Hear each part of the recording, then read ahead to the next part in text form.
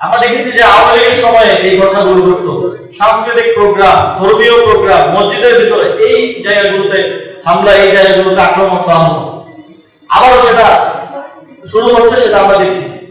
এই সরকারের দল তারা রাষ্ট্র পরিচালনা করছে, কিন্তু প্রতিপক্ষকে রাজভবন প্রেরণের মাধ্যমে মোকাবিলার এক ধরনের স্ট্র্যাটেজি তারা নিচ্ছে। এটা বাংলাদেশের জন্য কোনো ভালো কিছু বয়ে আনবে না। আমরা বারবার এই নির্বাচনের পর থেকে বলছি, বিরোধী দল বারবার বলছে যে আমাদের গণভোটের রায় বাস্তবায়ন সহ এই জাতির যে আকাঙ্ক্ষা জুলাই গণভোটের মধ্য দিয়ে তৈরি হয়েছে সেগুলো আমরা বাস্তবায়ন করেন, তারপর আমরা একসাথে এই দেশটা পরিচালনা করি, আমরা একসাথে একটা নতুন বাংলাদেশ গড়ার দিকে এগিয়ে যাই।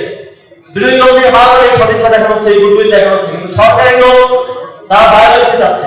ওই যে একটা মুভি ডায়লগ আছে মনে হয়, ভায়োলেন্স ভায়োলেন্স ভায়োলেন্স। তো আমাদের রক্তকরম হইলেও বয়স্ক হইলেও আমরা বুঝি যে কখন কি করতে হবে, কখন দেশ গড়ার দিকে কাজ করতে হবে। কিন্তু যদি সরকারের দল ভায়োলেন্স চায়, যদি তারা সেটাকেই একমাত্র রাজনৈতিক হাতিয়ার হিসেবে নিতে চায়, তাহলে এখানে আমাদের থেকে বেশি কেউ পাবে না। 2024 সালে গণভোটে আমরা দেখে দিয়েছি।